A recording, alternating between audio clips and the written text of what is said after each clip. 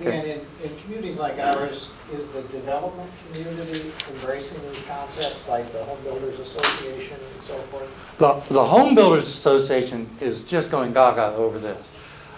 You'll see this in more and more of their printings, but I will have to say the individual developers who have gotten very comfortable with what all the code is written for, what all the banking rules support, what their personal experience has been, they keep saying the home buyer wants what we're building. But the sharp new developers, the ones that are really working with the real estate trends, they're really pushing for some of the treatments for village style, traditional. Yeah. Well, I'd be curious to know, just, yesterday, forever, Kyle Scogan was one of the sponsors of it. So I would be curious to get his input after yesterday's conference and see what he walked away with. So that's the end of our really formal presentation time. Now we just wanted to open up to you guys to talk about some of the concerns that you have personally, what you're hearing from your constituents, and anything that we want to ask Dan while we have him here. Yes, sir. I have a question. In listening to it last night, I was most interested in some of the questions from the general public. I learned a lot from that, and I think one of the challenges we have is when the general public says, well, gee, this is all well and good and fine, and it looks wonderful, but it won't work here for this reason, that reason, or another reason. And we heard that a couple times in different ways. What do you say? Yeah. Well, each case is different. What we like to say is work with us on us helping you with your specific street, your specific neighborhood. So we've invented and really love the tools like walking audits, where we get a mix of the neighbors, certainly the ones who tend to be the leaders will always come, and others, and really get them to explain what's going on, what an issue might be, and then be able to show them where it is working in other parts of the city. And that's why I am so pleased that your program is one that will keep expanding over the years, that you want to get some of your early projects on the ground that people could then go and see. So yeah, maybe it won't work in your neighborhood, but it's already worked in others, and it will raise your property values. We know why and how and even how much. So but that is almost always what you'll hear. It can't possibly work here, And I think it's very important that we come up with, first of all, Midwest examples, and then try for Iowa examples, and then try for Cedar Rapids examples, and examples just down your block. So as we go along with it, it's going to become a little easier. Exactly. And one of the projects we looked at, I think it was the last one we looked at, do you remember? Yeah. And what I was thinking is, because of the complexity and the length of that street, if you only handled, say, the first 2 or 3 blocks, that's your first investment, that's your solid foothold. That's an area you can just justify. You've got a high school nearby, you've got a very strong warrant for that. And then the next segment, or the whole rest of the segment, can come later and see the benefit and monitor home sales values, and how things compare.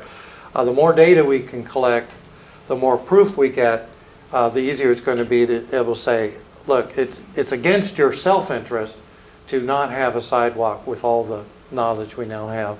Yeah, one step at a time.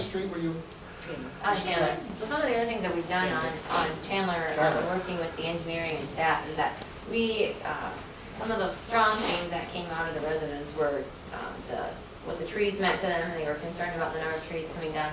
Also the safety of the retaining wall. So in places where we were going to have to put in a retaining wall to get a sidewalk in, there were concerns about being that close to the high school, if it's getting used as a skateboard park and things like that. So we went back to the engineers, and they did a very good job of coming up with comparisons for us of if we put sidewalks on both sides, what are the impacts to trees, driveways, retaining walls, if we do sidewalk on one side, looking at both sides, and then also looking at options if there are some things that we can do within the roadway itself, knowing that, especially along some of Chandler, we've got some very steep grades and steep driveways that we were concerned about. We were making what's already a steep driveway even steeper. So we've looked through that. We asked engineers to go back and do a few more things.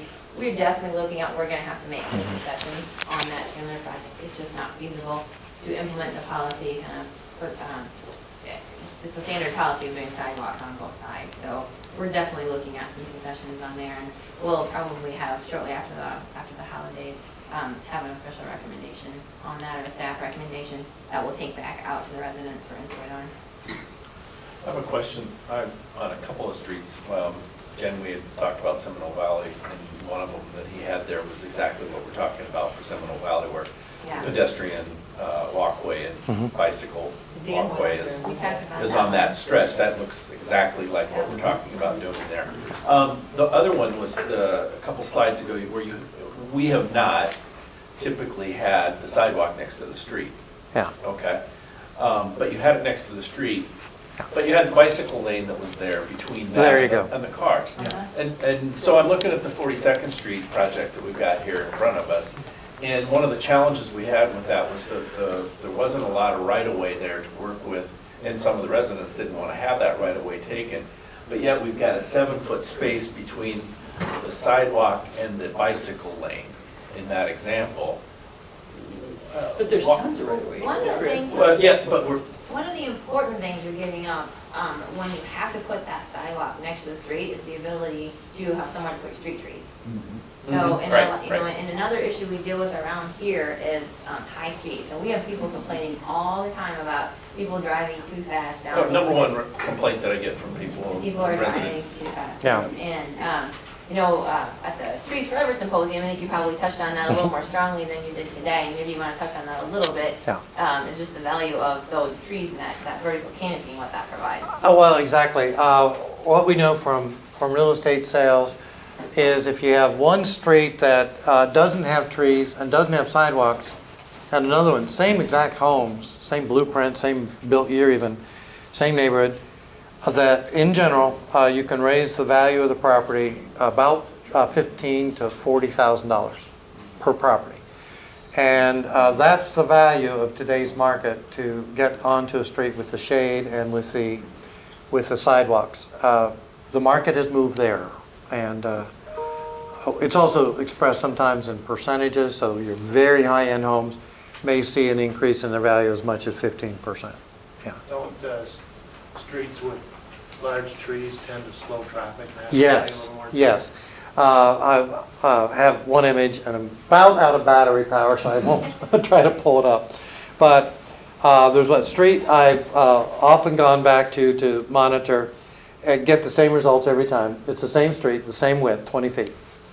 And in the area with the canopy, for 5 or 6 blocks, very steady, moderate, low speed even. Once I get to this section that was a little newer, same street though, same width, without trees, the speeds drop or go up anywhere from 5 to 15 miles per hour. And it's just, you know, it's common sense. When you see a vertical wall of trees, you don't go as fast, and you have something to monitor your speed against. And there are just many reasons people behave differently under a canopy than out in the open. I want to ask our traffic engineer a question. Matt, since we added the... There he is. Oh, there he is. Since we added the bike lanes to Boyson, do we have a comparison of speeds before the bike lanes and after the bike lanes? I think we had some analysis before. We did something after we just added them. And Scott asked the same question, and we were gonna come in this spring after we got like, 8 months and do like an after study. Yeah. The very, I'm not sure about the analysis under the original setup for Boyson, but we did something right after, and then we just wanted to track and see how it looks in the springtime to see if we got a comparison deal. I'll tell you, if you speed a little bit, you have, in order to do that, you have to encroach on the bicycle lane. So if you drive the 10-foot lane and you are obeying the speed limit, you're fine. And I think just that idea of just trying to get those habits established over the next couple of months, I think that's pretty critical. And are those 10-foot lanes? I think they are. Well, my sense is the traffic is slowed considerably just as I drive over. I feel like that too. And you can just tell the people, you know, that 1 in 10 driver that's just trying to be aggressive for whatever reason, or on their cell phone, you know, they just kind of, on those curves, they shy in a little bit. And if everybody drives within the lane, you're gonna hit the posted speed pretty close. I think Boyston's actually a really good case study for operation. I think that's an interesting thing that you talked about, saying just put the paint down and slow your traffic down. And we, you know, there's some residential streets that are kind of wide, that by putting some paint down, we might be able to, it's another less intrusive traffic calming method, you know, to be able to do that. Yeah, we have some really long local roads that are straight from you, and when the parking's all gone, there's the driver's looking at a 30-foot Right. wide road.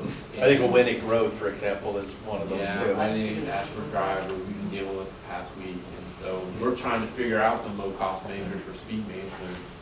And I'm not saying we're struggling, we're trying to work our way through it. I definitely would agree with that sentiment. We have a lot of neighborhoods in the city where we've accommodated for parking on both sides, and unless it's Christmas and somebody's got their entire family over, oftentimes there will be nobody parked on that street. Eventually, the speeds on those roads pick up, you know, with Boys and Road, or where the change was made, those speeds pick up to the point where it's no longer safe to park there, even if you wanted to. So trying to get away from that, I would say the vast majority, maybe upwards of 90% of the reconstructs that we're doing now, the road width will be narrower than it is today. Do you agree with that? Yes, yeah. For example, you've got Northwood in front of you, that's a 33-foot wide street now. We're going to 31, you keep all the same functional elements, it's not on the bike trail, you can still park on both sides. But even just that foot gives us a little bit more flexibility and less impact to those property owners when we build that sidewalk, because that sidewalk, you know, you've got to flatten it out, we've got to come up, there's some steep drives on this roadway, and just by getting that extra foot on both sides helps us lessen the impacts to every single property owner. That is really a focus of what we do in the design.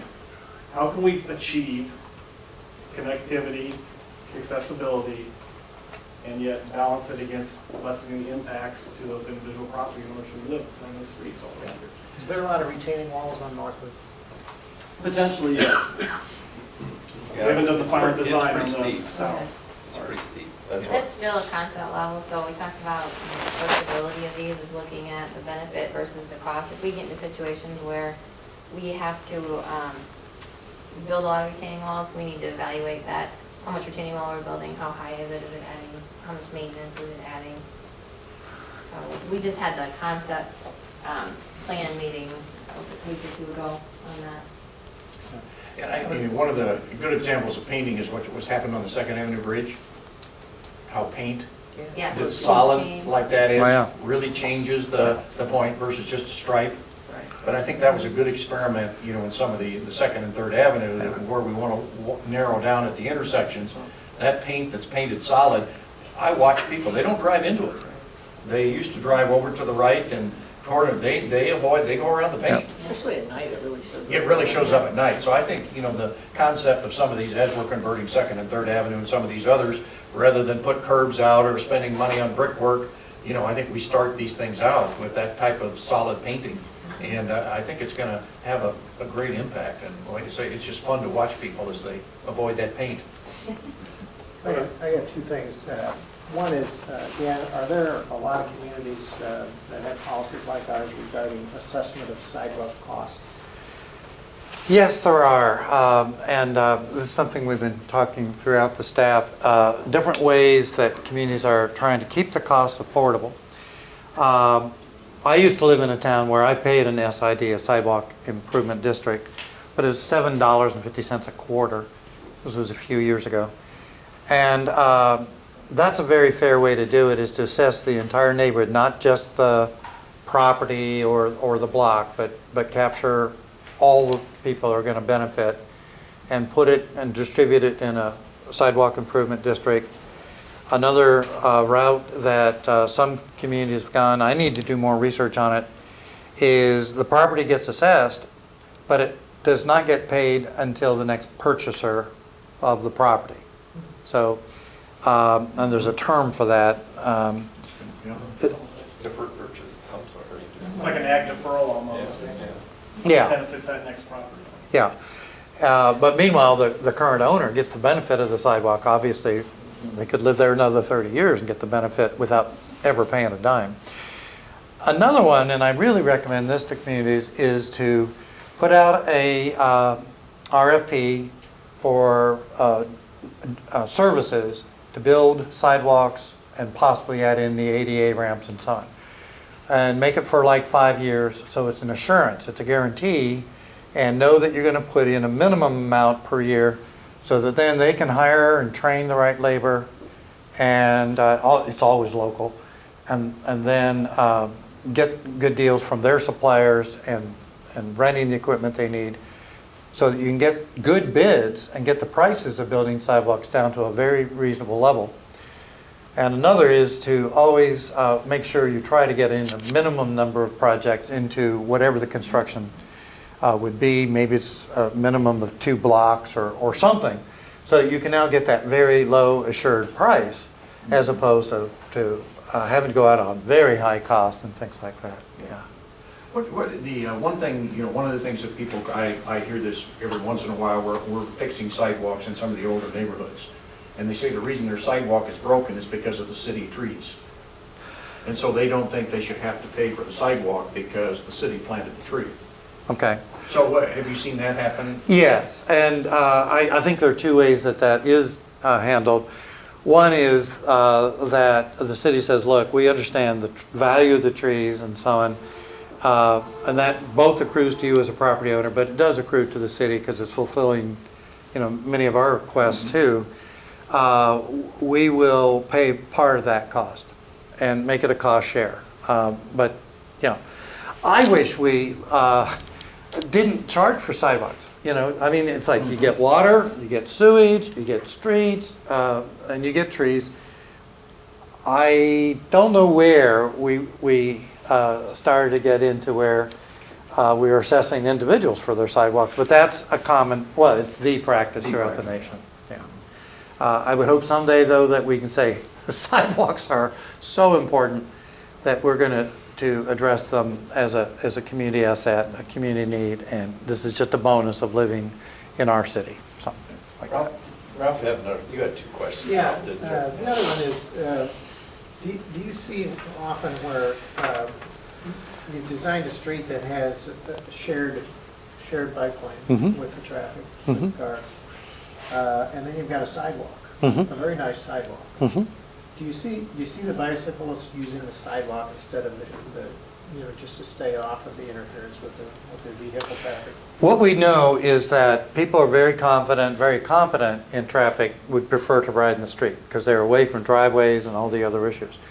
But a parent with a child is very likely to stay on the sidewalk because they're not ready to have their child out in a street environment. And so different cyclists get met, their needs get met, different facilities. Yeah. You were on Beaver Avenue, and we redid that one last year. And in the redo, like at the corner of Beaver and Memorial, there are these things that jut out with a bush and sign. Bump outs. What are those?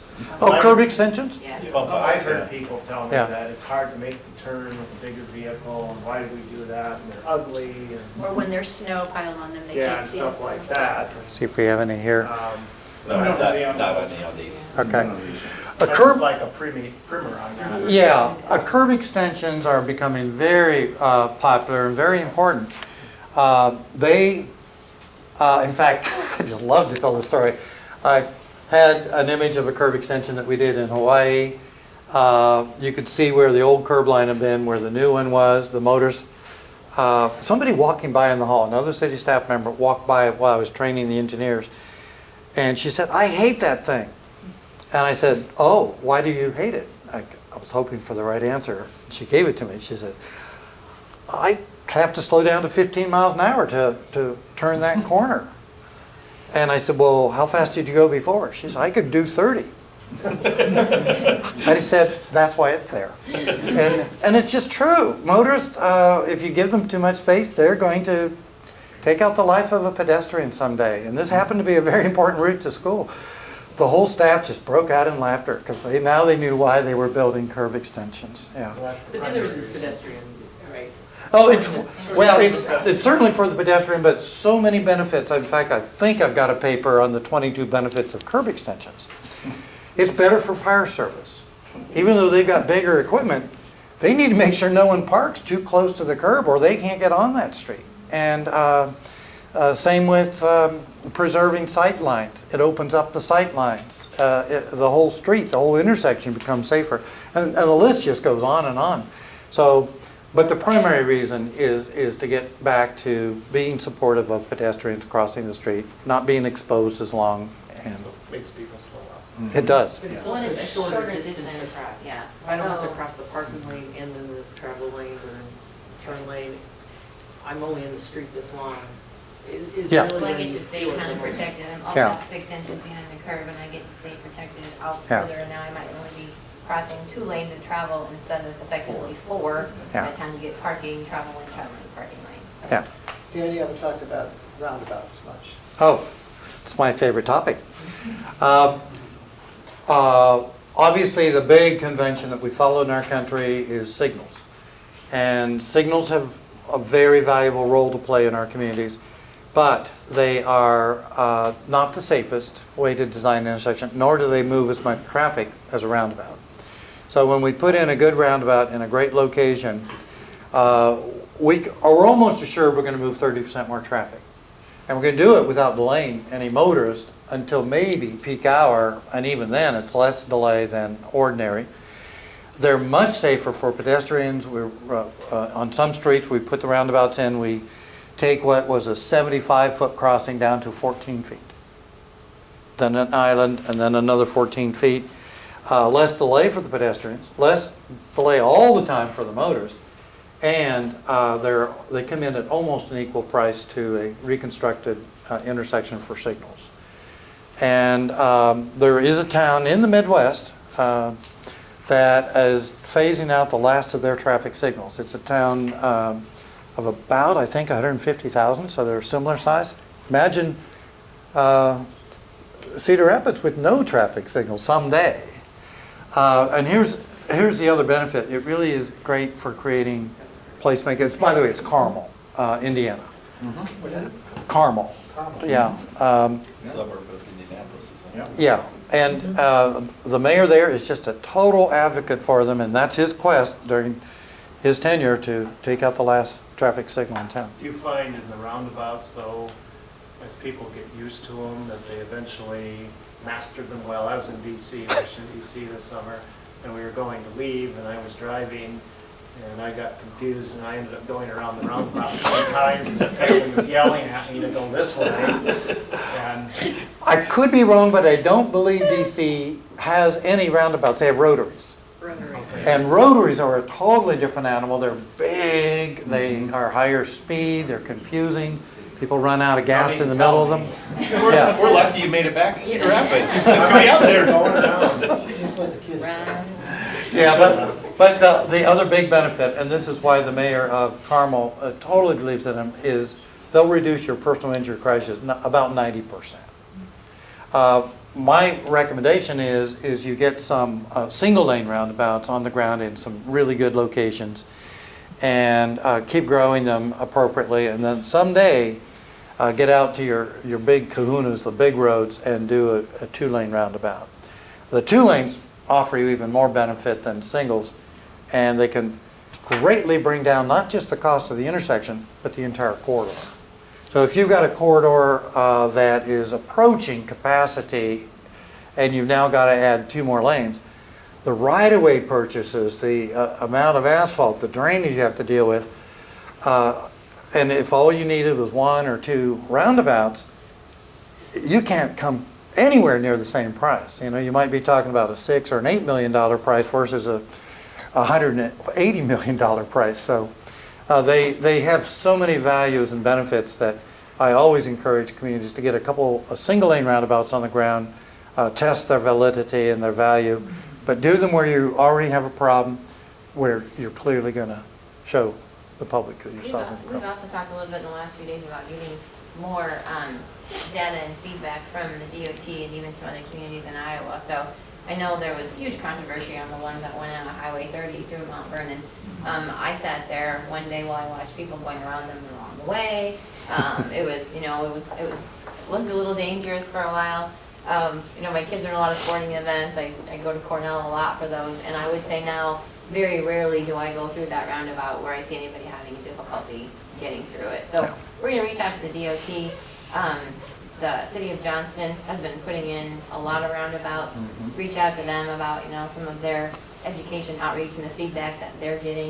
You know, they're putting in and right along the road for that feeds quite a few of their schools. They're putting in roundabouts, so you know you're dealing with fairly heavy peak times. You're dealing with, in some cases, student drivers on your way out to the high school. So we want to reach out to them too and get some feedback. Horrible. I don't think you touched on this. Councilmember Russell asked about how cities and states deal with DOTs, and you've talked about that, I think, every time you've been here, and it's a great continuing conversation, I think. Right, the DOTs are probably the last ones going to join the parade for building communities fully and correctly. I once gave a presentation to the Transportation Research Board and basically declared that the future needs to be, we're going to build communities through transportation and not transportation through communities. The DOT still feels that that's their role, is to build transportation through communities. California, as just one state, has now adopted that exact line, that they're now going to spend their transportation dollars, their limited transportation dollars, to build communities using transportation dollars. Florida is doing that. The lead DOTs in the country include, with certain exceptions in certain areas, Colorado, Washington, Oregon, California, of course, and Florida. But there are more states coming online. There are institutes that now are really pushing state DOTs to start to really invest in building the communities. So most of the Rocky Mountain states now are now getting the training, and their DOTs are paying for the training, and they're really making sure their staff get it. And I think we're going to see that move throughout the Midwest in time. I really do. Michigan seems to really get it. And they're kind of Midwest, aren't they? Yeah. They might have the wrong football team, but they're. But I think it's coming.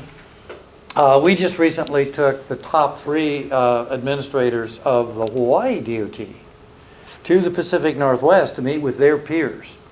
And boy, did they ever come back with a totally different view of how they should be using their transportation. But the one thing I will say about DOTs, I worked in one for 16 years, is that once they get it, they are the best implementers. And I shared with your staff today that the Florida DOT just put out a complete streets implementation guide. And when you read through it, it will blow your mind. But it's coming. Yes, sir. I haven't heard you say anything about how complete streets addresses stormwater runoff. Well, in many different ways. Complete streets, first of all, trees love to drink water. You can reduce your drainage impacts for a storm as much as 30% with a good row of trees in a street. But also, generally, complete streets reduce how much paving you put down. So less drainage impacts and so on. Yeah. And as we convert from only having one mode of transportation, the number of parking lots you have to have is going to go down. And so that's going to be a great benefit. Any other questions from council? We've presented everything that we hope to share with you today. Anything else burning? Anything else you want to make sure? I know, I did have a question. Ralph and I talked about this too. So, and you had it in that one example where you had sidewalk on one side of the street. Actually, it was the trail actually, or that is on the street. But so with, and part of that's could be driven by the topography of the street, so that you at least get some sidewalk on one side of the street. The issue being there is that only the residents that have it on their side of the street have to maintain it then, right? Yeah. Versus everybody else. How do you deal with that? Well, I think when you only can get it on one side of the street, it is obviously a shared benefit for that street and that neighborhood.